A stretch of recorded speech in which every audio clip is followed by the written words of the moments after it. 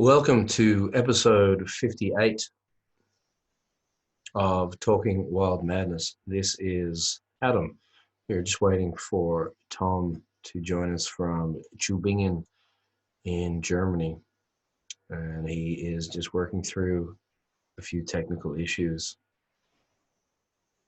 We found out recently that Tübingen was actually home to a few historically significant writers or thinkers or philosophers or whoever you want to call these, whoever we're going to call these people.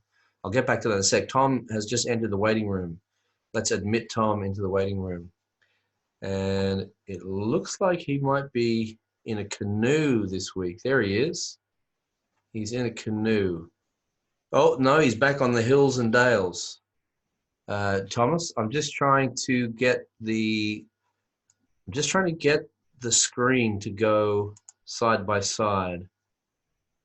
And I will try and do that. If you can just bear with me, everybody. Show my connected time. Now, Tom, while I'm doing this, if you can unmute or activate your microphone, because you are sounding like Charlie Chaplin in his early films. Ask to confirm video. Turn my video on, hide non-participants, share screen, here we go. And this might do it, or it might not. We'll see how we go. Tom, can you hear me? Okay. Gallery view. Ah, that's better. Tom, I cannot hear you though. Now down the bottom, on the bottom left, there's a mute and unmute. Oh, Tom's he's just floated up about 6 inches. It looks like he might be eating squid cooked in its own ink or sauerkraut. Now, because he is in Germany and not in Greece in the 1970s, I imagine it might be sauerkraut. Tom, I still can't hear you, brother. Can you hear me now? Yes, I can. Did you press the on button? I did, yeah. All right.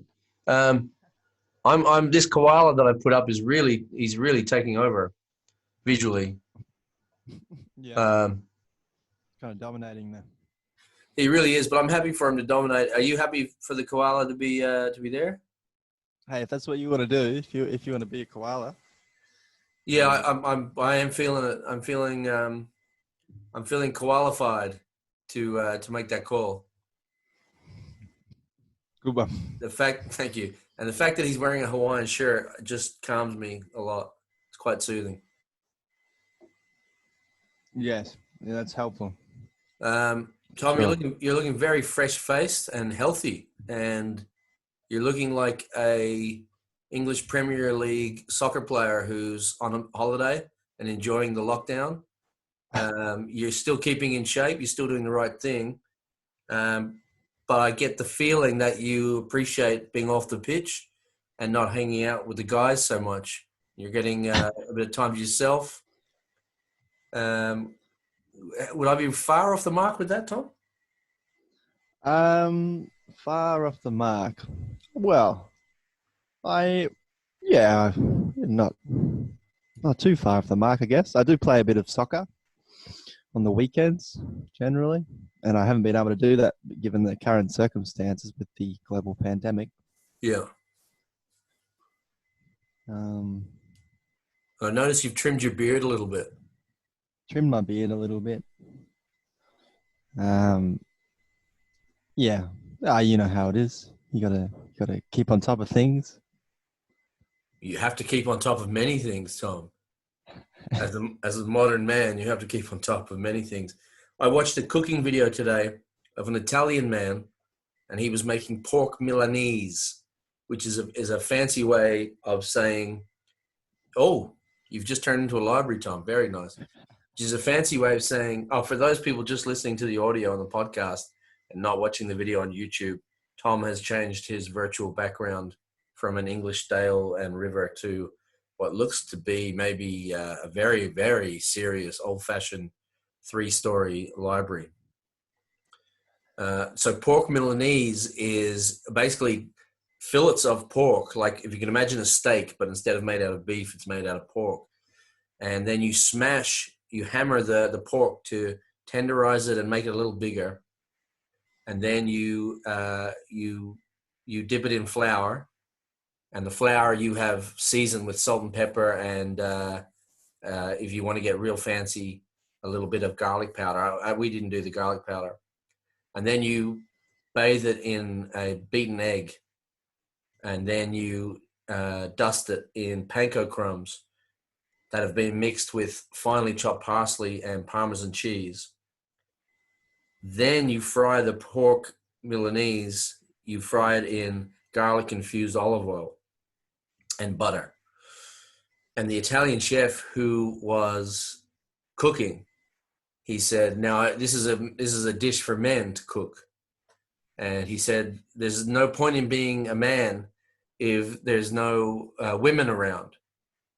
So he was almost talking.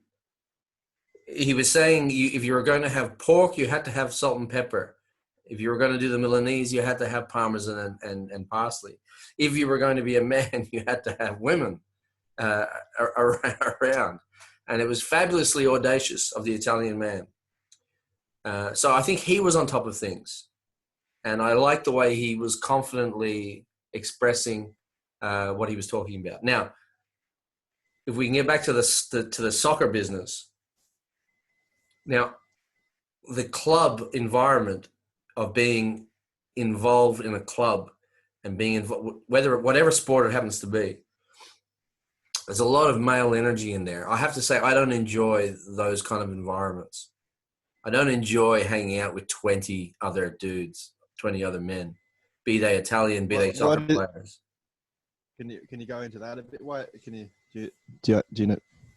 Why is that? Why do I not like being around 20 men at one time? Yeah, is it obvious or? I guess I'm not a Greek, ancient Greek homosexual philosopher. I think I just. But having said that, mate, if the guys that are involved in these clubs were ancient Greek philosophers or modern Greek philosophers, maybe I would. But every time I've been in those situations, most of the men involved are as thick as Subway sandwiches. And it's very, very painful to have to hang out for 3 hours at a time, 3 or 4 days a week, and train together and play together. Because you just spend a lot of your time thinking, Jesus, you're a fucking moron. The best thing that could happen to you and the rest of the world is if your head just got cut off at random now, and your ideas and the embodiment of your ideas through your physical actions wouldn't exist. I mean, that would be best for everybody. And while we're in this pandemic, this madness, imagine if a pandemic swept through the world and it only targeted and took out stupid men and stupid women. Now that is worth not washing your hands for, I think. Well, I disagree.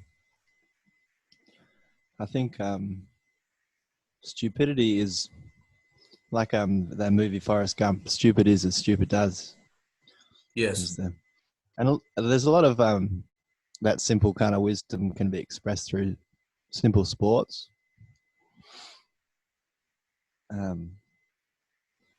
Like, for example, you might be talking to a defender and they're obviously focused more, or their qualities are... Did you just say qualities? are better expressed through maybe defending. Or you might be speaking with an offensive player whose qualities might be better expressed through offensive action. Some of the things to consider when you're in this kind of environment of males, that because essentially if you go to a football field and you're kicking the ball around, you're essentially going off with the males of the tribe to do the week's hunting, or the. It's just essentially what's happening. It's a communicative kind of exercise of instinct and um, trust, I guess, too. Yes. I'd be happy to engage in simple wisdom. I wouldn't for a second say that wisdom has to be complicated. In fact, I would say the opposite, that the best wisdom is often the most simple. But I think the analogy of what you're saying falls a little short, because yes, if you're talking to the defender, he has to understand that his job is to defend. But the problem with hanging out with this defender is that you have to talk to him about many, many other things other than defending. And he is of the opinion that because he is a decent defender and he's intelligent in that field of defending a ball going into an onion bag, for example, that he therefore is able to speculate, pontificate across a wide-ranging fields of ideas and concerns. And that's where it gets frustrating to me. That's where it gets very difficult to be in that environment. Okay. Yeah.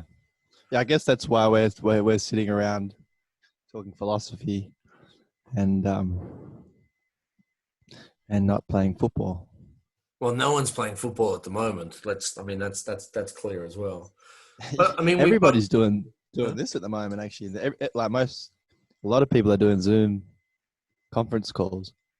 Yeah, and apparently there's some crazy hackers that jump into the meetings and throw in horrific child pornography. So hopefully that doesn't happen. Yeah, hopefully that doesn't happen today. Yeah, I guess we'll light a candle and hope it doesn't. But yeah, you have to keep on top of things. That's absolutely true. I noticed you have now, speaking of keeping on top of things, you've kept on top of something there. You have a microphone stand this week. Yes, I've had a microphone stand for a little while now. I think I had it last. I've had it. Yeah, I think I might have had it for the last 3 podcasts, maybe. All right. Yeah. Well, then that exposes me terribly, because this is the first week that I've noticed that you've had a microphone stand. I don't think so. I think you commented on it before. Well, that exposes me even more terribly now that I'm having revelations that I've already had, Tom. So, oh dear, maybe I need to just get back on the football field training and talk about defending the ball instead. Now, so there's 3 main points I'd like to talk about today. And of course, if we don't talk about any of them, that's absolutely perfect and fine as well. If we talk about one of them, that's fine. 2 of them, not a problem. And if we happen to talk about all 3 of them, then that's also fine. But the first point is that you stumbled across a dead body recently. Yes, this is true. This is true. The second point is that I am exploring the idea of giving up thinking. Mm-hmm. And the third point I'd like to talk about is I bought a vegetable box from A-Veg in Albany on Sanford Road. And you pay $60 for a giant box of vegetables, or you pay $35 for a half giant box of vegetables. And the amount of vegetables that you get for $35 will almost get you 2 weeks worth of vegetables. And all the vegetables that A-Veg provide are sourced locally in around the area, around Albany, Mount Barker, Denmark, that kind of thing.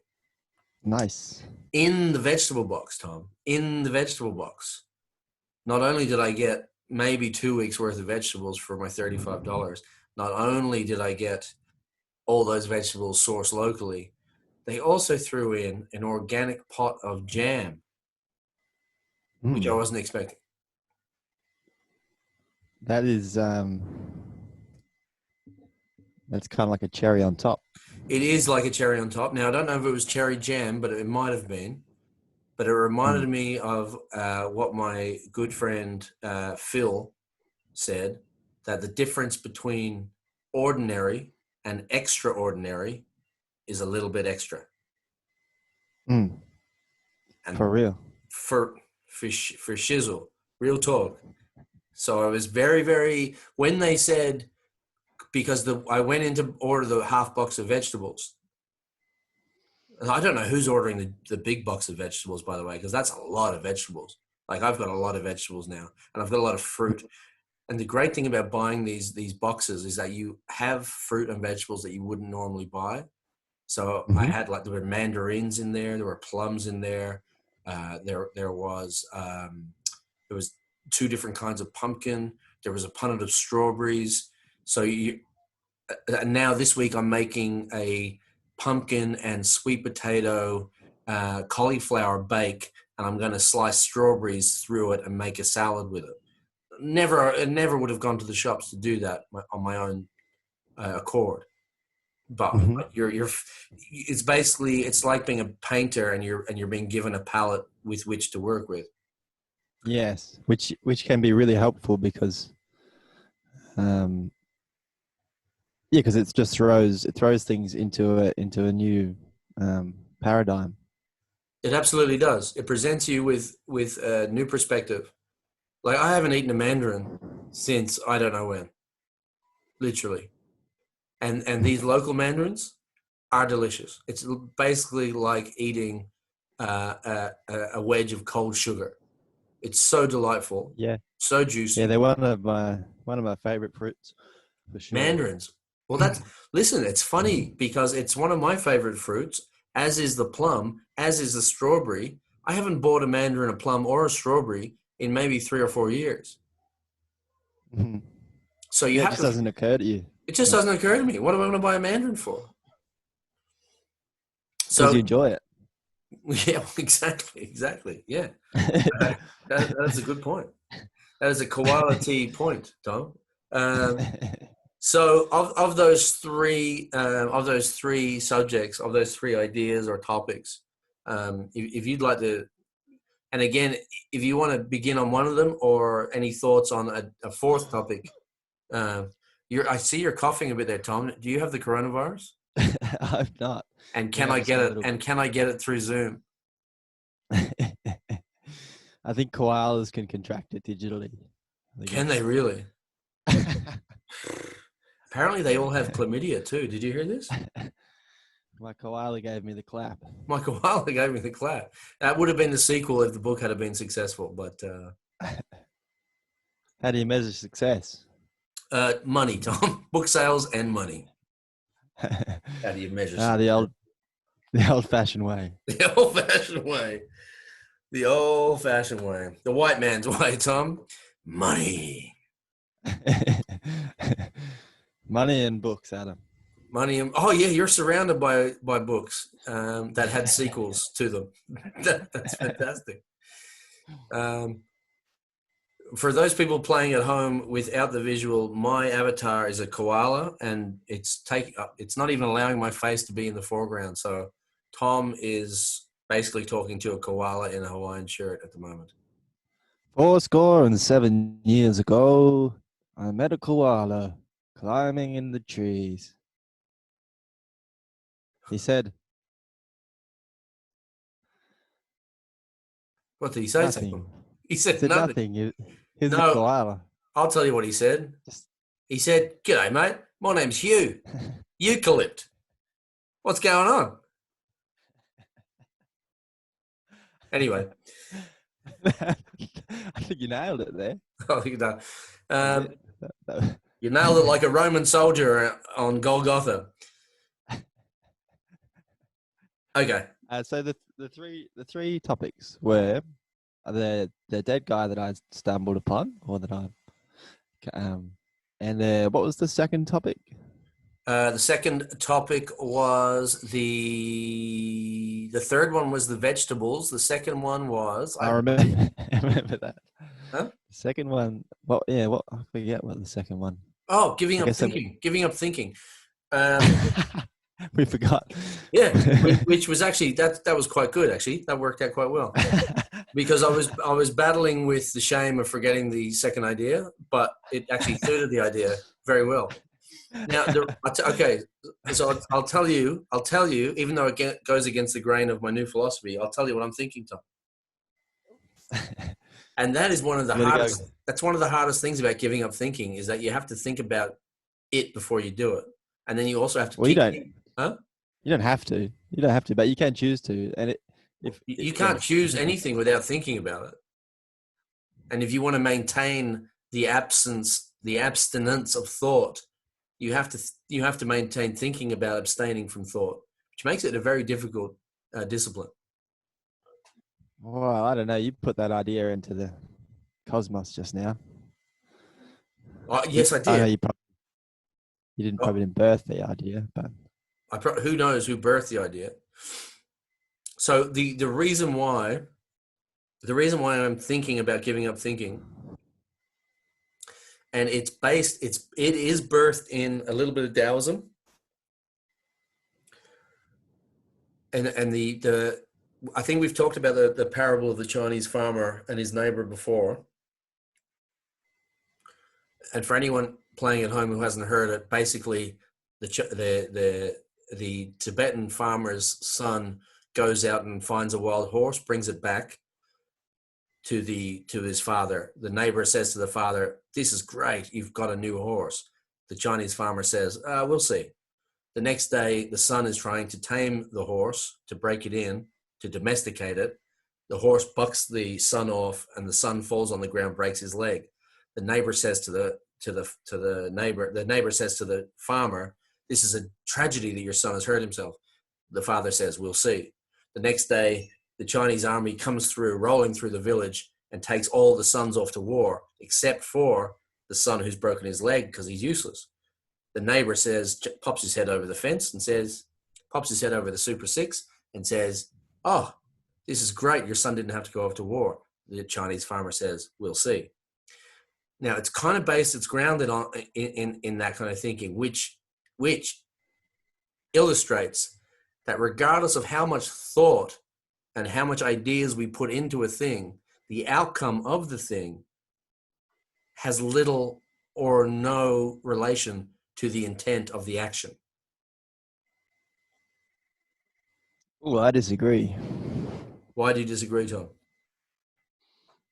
I think that the story is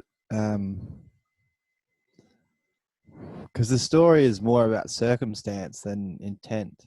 I think it's more about situational. Intent is a different thing. I think when intent comes from within.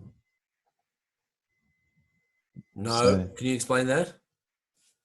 Because I think the story is about not being able to tell the outcome of a given circumstance, regardless of how obvious this given circumstance is. yes, that I agree with. I agree with that. So But if the that's first thing that you said about the intent not influencing the outcome, I think that's false. well, the Chinese farmer's son went out with the intent of finding a wild horse. He spent the next day breaking in the wild horse with the intent to domesticate that horse. And yet Yeah. his intentions did not result in what he originally thought his intentions were going to result in.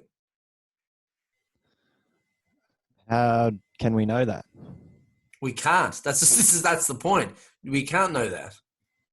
Well, unless he thought, "I'm going to go and find a horse and break my leg so I don't have to get conscripted by the army in 3 days' time." I don't think he thought that.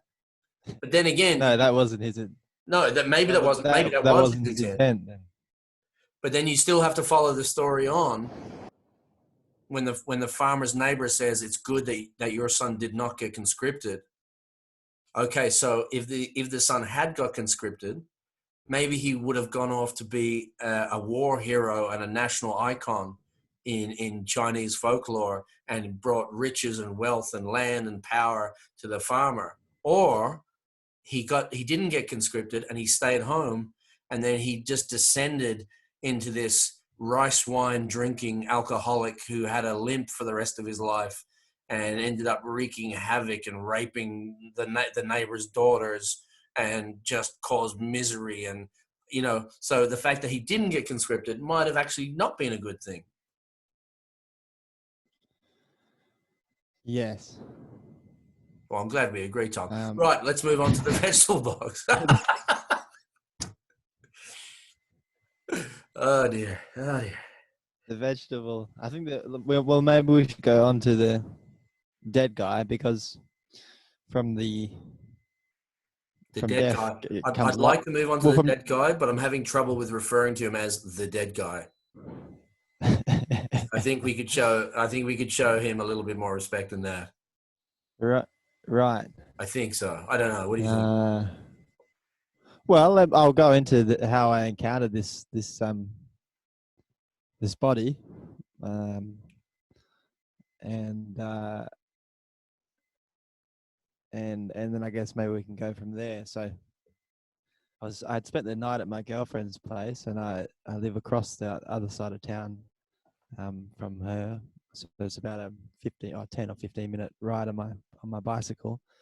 I think it was about 9 o'clock in the morning, and not long before I come into sort of my sort of quarter of town, I guess you could call it. I go under an underpass, and as I came up from the underpass, a woman came running up from the banks of the river. She was speaking German, and she said, "Come down, quick, come down here. There's a guy, and he's on his belly, and I don't know what to do," kind of thing. And I was a bit obviously shocked, kind of thing. I put my bike down. I locked my bike quickly, and I ran down there, and I kind of thought, oh, well, I guess I'll get him in the recovery position. I don't know a lot about first aid. Like, I did a senior first aid course when I was about 16, I think. That's when I last did it. So, Tom, was this the underpass that's really colourful, or is this the underpass where the clarinet guy was playing?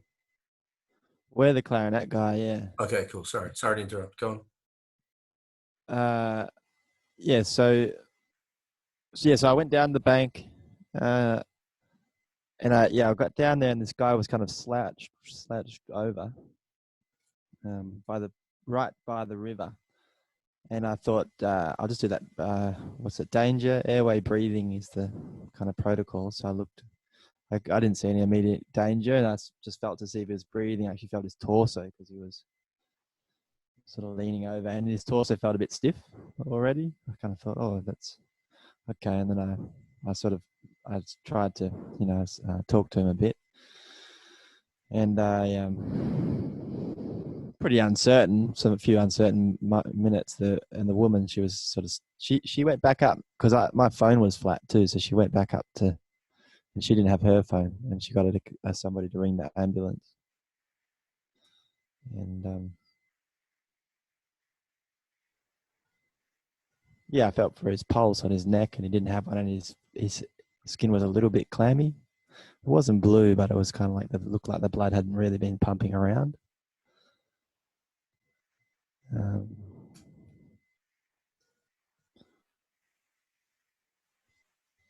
Yeah, and then there was sort of a few moments of me thinking, like, I think he was sort of slouched over, and he also had blood coming from had come from his mouth, was on the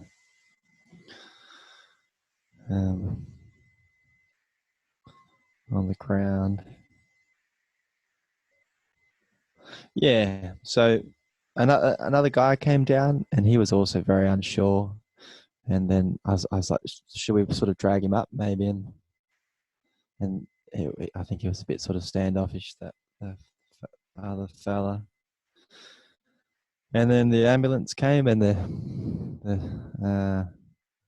guess the paramedics came down, and I sort of helped them to sort of sit him up a little bit. And they're like, yeah, he's been dead for a couple of hours, let's say. I think so. Did Yeah, they and gave a know? sort of Did they know statement to the. why? Oh, sorry, Tom. Sorry. Well, I then just gave a statement to the police officer with the woman who sort of came up running up from the banks and um, yeah, and then came home and washed up. You came home and washed up. What are Mm. you, a 19th century surgeon? You just came home and washed up, and that was it. Well, then I debriefed with some with my girlfriend. I called, and I think um, yeah, did that kind of thing. Like tried to take a bit of uh, care with my mental state, I guess, like to draw a line around it. Was this the first dead body that you have seen, Tom? I seen one dead body at my old uncle. He had an open coffin at his funeral, and I remember thinking I think I was about 15, 14 or 15, and I thought that's probably a good time to look at a dead body. I think he was in his 80s, maybe, or 70s or 80s. And how old was this fella that you came across?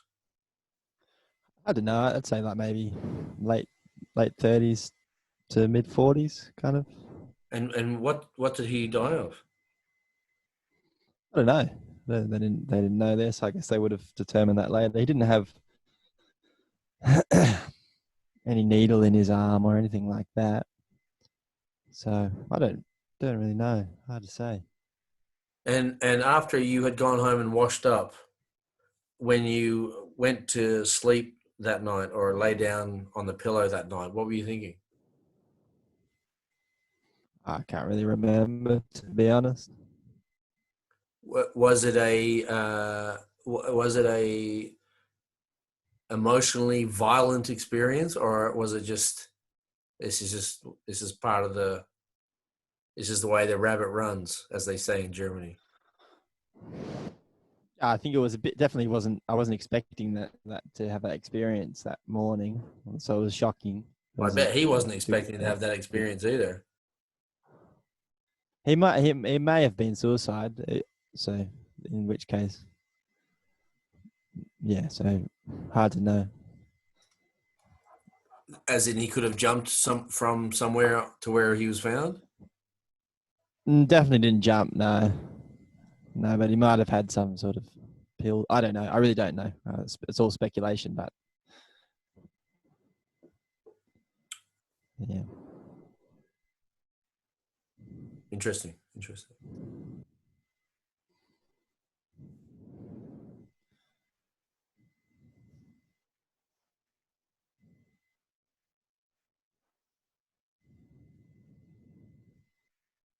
So you've Yes. trimmed your beard, Tom.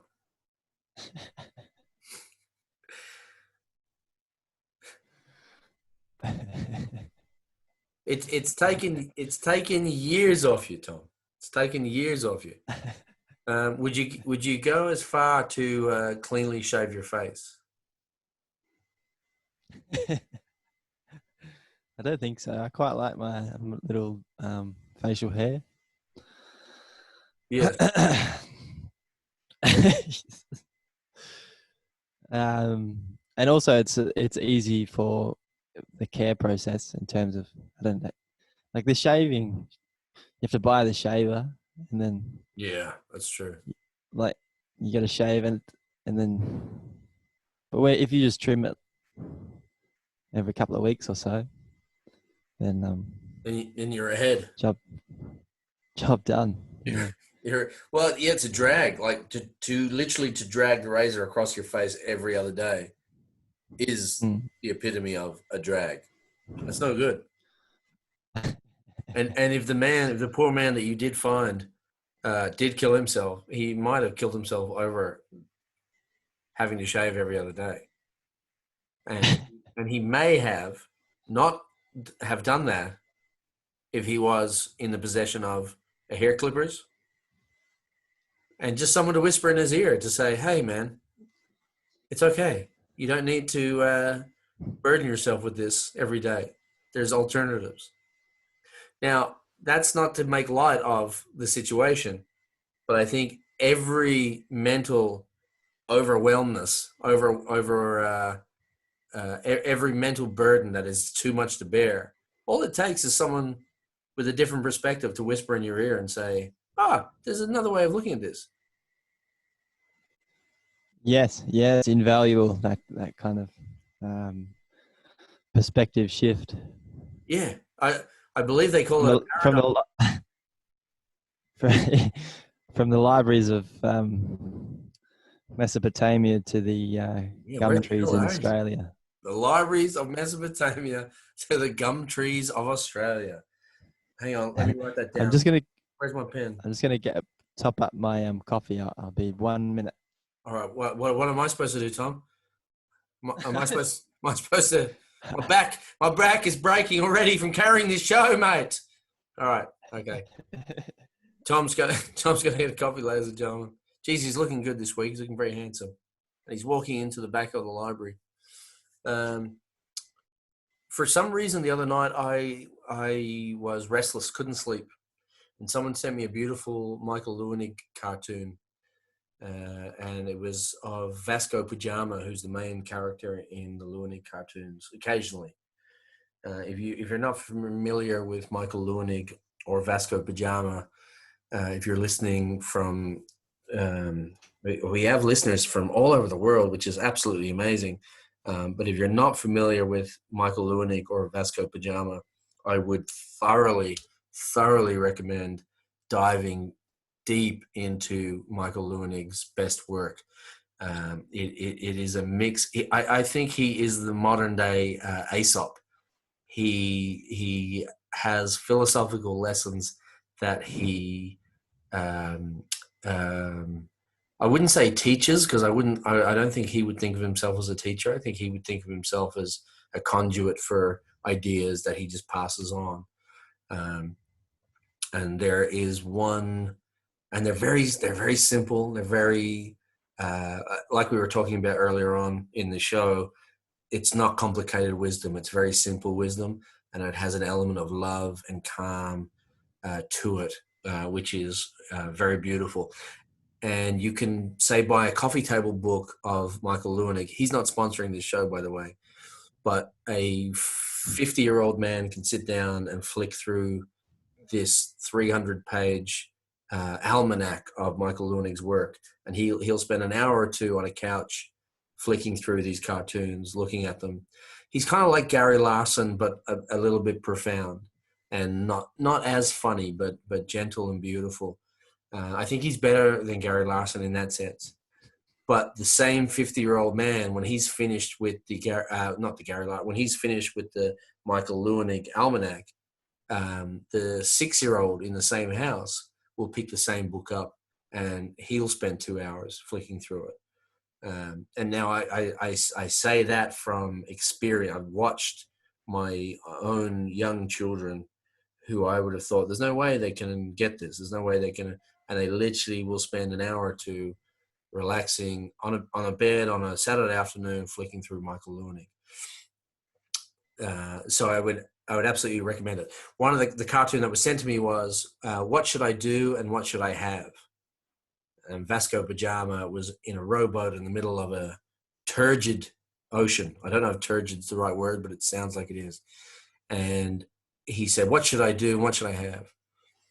And the answer came, you should do nothing, and you should have a rest. Because if you don't have a rest, you become restless.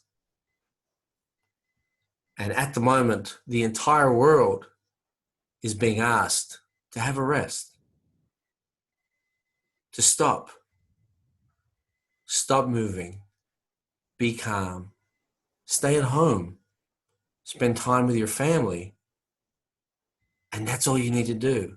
And what murders me as a human being is that so many people are finding this to be an atrocious idea, that they're going to stay home and relax with their family. Now, in Australia, there's a beautiful radio station called Radio National, and they actually call themselves the Idea Network. And one of my favorite guys on the Idea Network is a doctor called Dr. Norman Swan. And he is a Scottish immigrant to Australia from probably the 70s or the 80s, but he's still got a thick Scottish accent. And he was apparently born from, his family background is Jewish. There's not very many Jewish Scotsmen or women, apparently. But he's extremely intelligent, extremely thoughtful, extremely sober. He's very, very sober. And he has these beautiful ideas. And I'm not interested in listening to health programs, but I'll listen to his health program. That's how good he is. And he has a very seductive way of speaking. Dr. Norman Swan. He has this beautiful Scottish brogue. And it's trusting. And when the coronavirus broke out, the Australian Broadcasting Corporation gave him his own Corona podcast just to soothe the nation with his Scottish accent. Now, he's a brilliant scientist as well. He's a practicing GP as well. But the nation of Australia said, Norman, we need you now. This is your Bob Hawke moment. But to So my... we've got sorry. sorry to interrupt. Yeah, go on a bit of a run. So we've got Michael Leuenig, Yes. and Norman who? You have to call him Dr. Norman Swan. And you have to say it in a Scottish accent just to be respectful. Doctor who? No, not Doctor Who. He had the cheap TV show on the ABC. This guy's got a podcast at the moment. Dr. Norman Swan. And in the normal course of events, he would tell you about diabetes and dementia and blood pressure, and he'd be on the health report.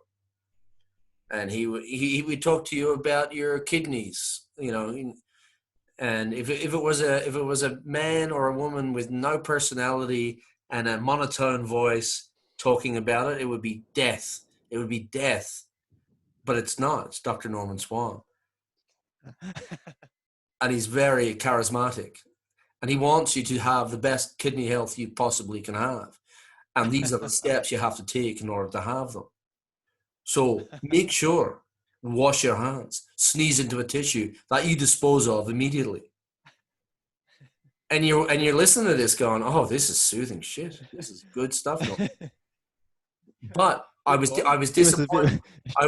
Give us a bit more Norman Swan. That's good. He was what? Norman Swan. Give us a bit more Norman Swan. I think you've had enough. I think you've had enough, Norman. I want to try something. Are you going to try a bit of Norman Swan?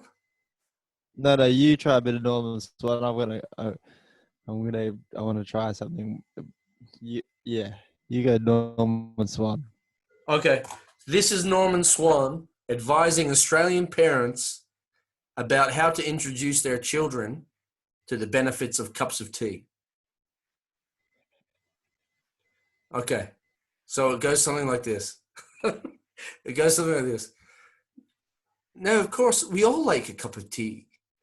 We've liked cups of tea for our entire lives.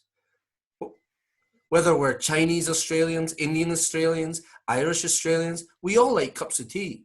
Now, when you're introducing your children to antioxidants that are found in cups of tea, green tea, black tea, Irish tea, English breakfast, it's very important to try and introduce them to having the tea without sugar.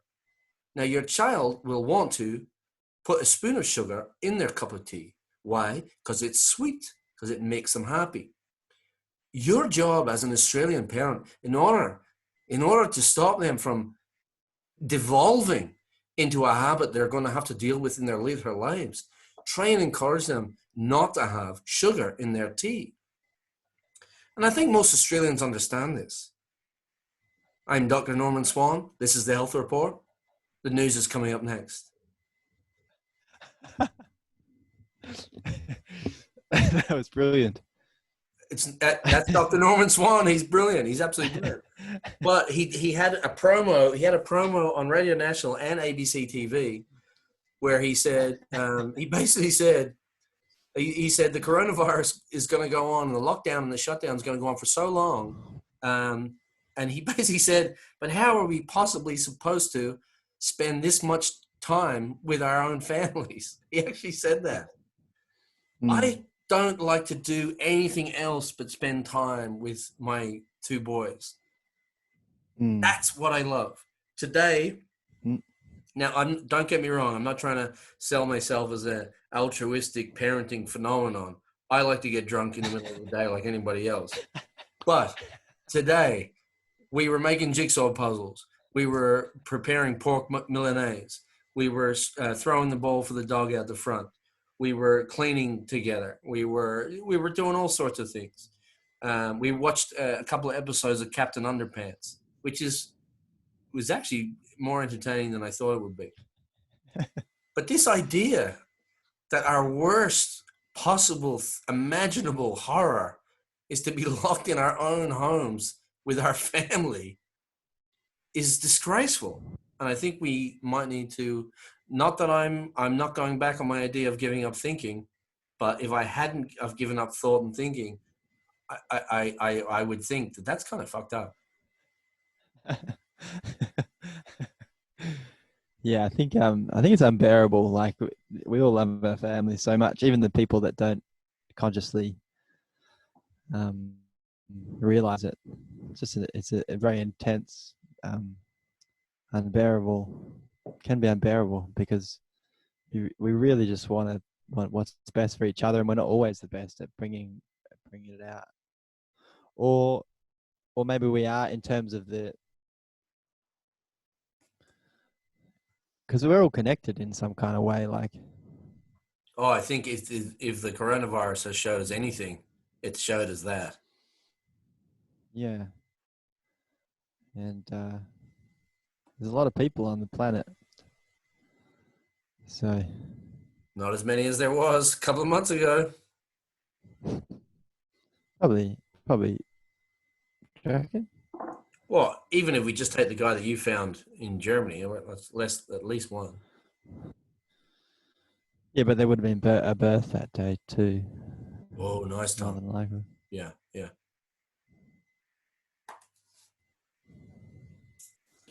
Yeah, so vegetables. This is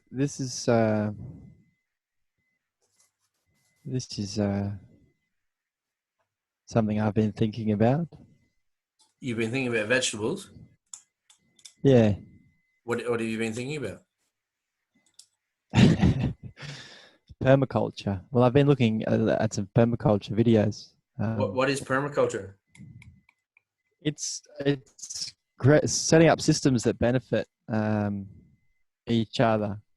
Generally, or as far as I understand it, I'm a novice in the field, but I think it's it's setting up systems that benefit each other, mainly in the plant world. But I think if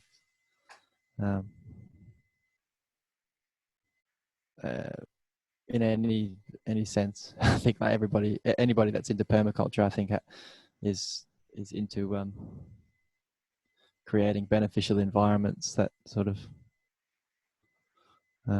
help different plants and species kind of intertwine and benefit from each other. Are we talking about the circle of life here?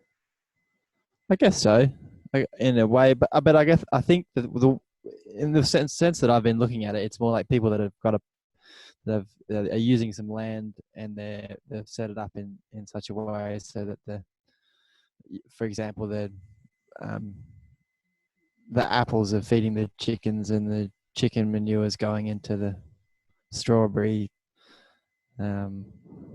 field, and the strawberries are being used to make jam, and it's sort of cycle of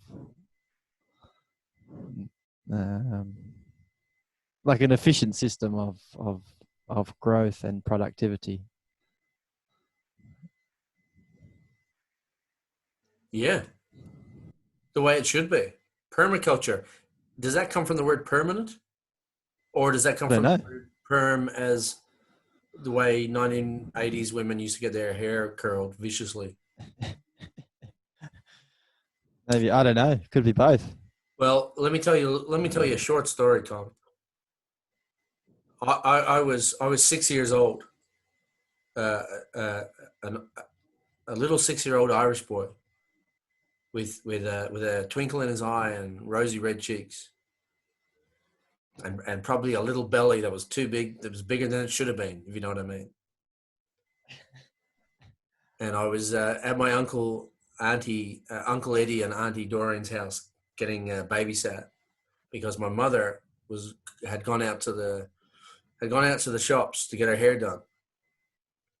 And when my mother dropped us off at Auntie Doreen and Uncle Eddie's house, she dropped us off and she had straight brown hair, shoulder length. And I was very happy with that. As a 6-year-old boy, I was pleased and comforted with my mother's shoulder length, straight brown hair.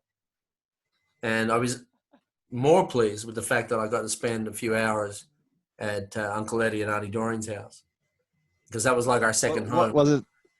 What was it about being there that you enjoyed in that place, in that environment?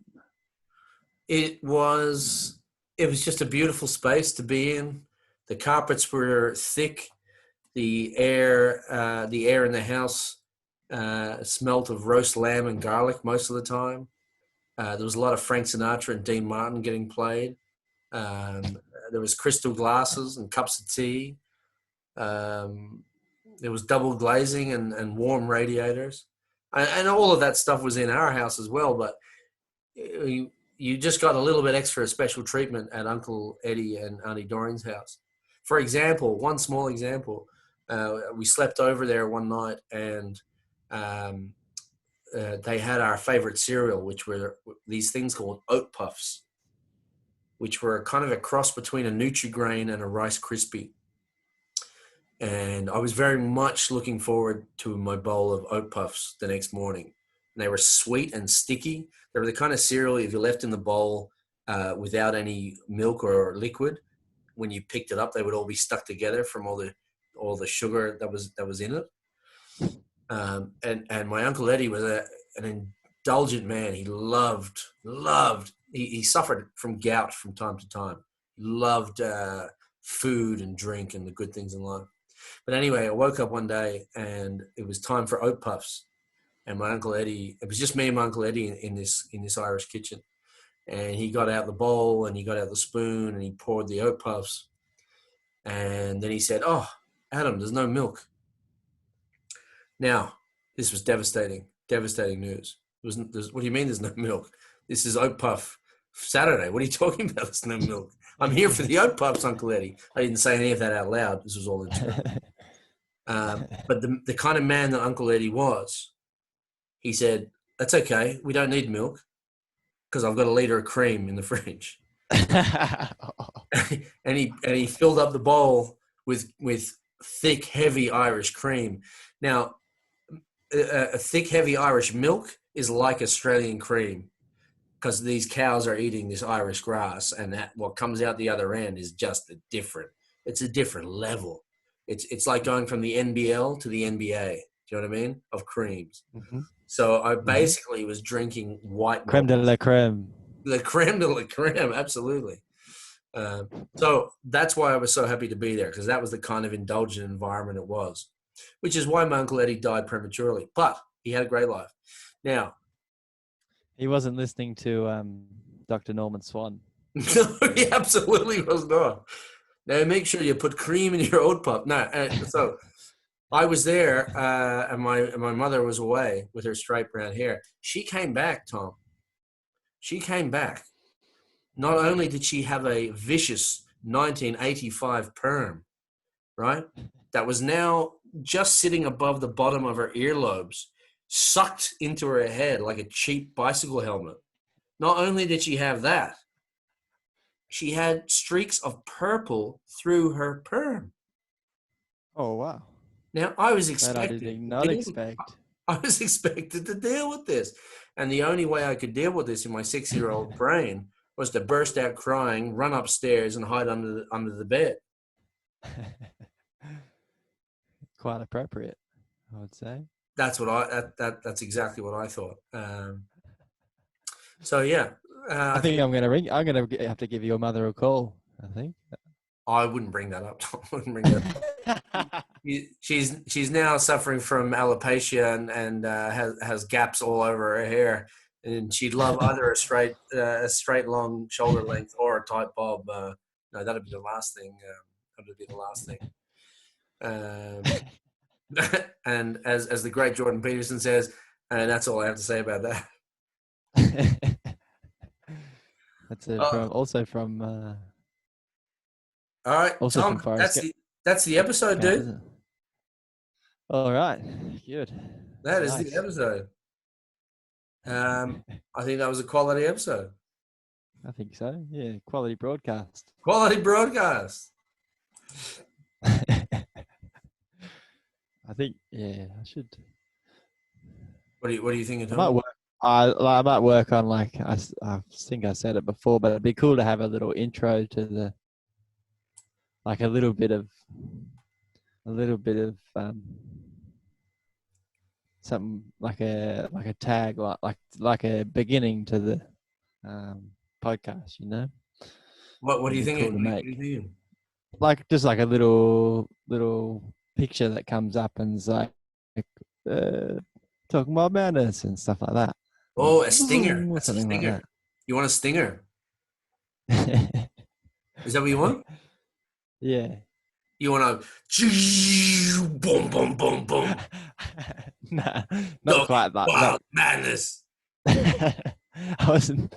No, I mean the stinger can be whatever. It doesn't have to be a hard hitting stinger. Yeah. No, I'm thinking like a soft. The soft stinger. But some kind of a little video, audio, intro, outro, like a border to the like a frame to the right, a bookend. Bookend. That's it. Bookend. Maybe we could get Norman Swan to record our bookend for us. You want to email him? Or I could just do it and pretend to be Norman Swan. Just pretend to be Norman Swan. Yeah. If you. I like the way you were picking books off the shelf there. That was very, very good. It's very, very good. Very classy. Very classy guy here. It would have been now. I just had the idea now because, like, if I had gone like that, would have been. If you had gone what? Oh, if I had actually substitute the book.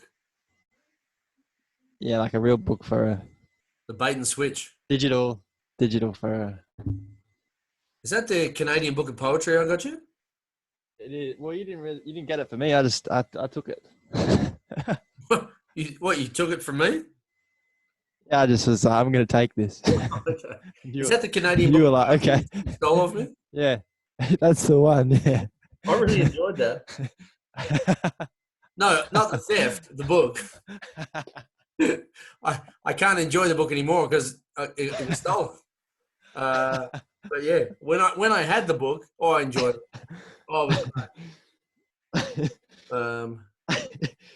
It was 2014, and I was high as a kite in Canada, and we were put up in this wigwam hotel with a hot spa and a sauna for 3 days because we had no gigs, and I got really high and read that book of poetry.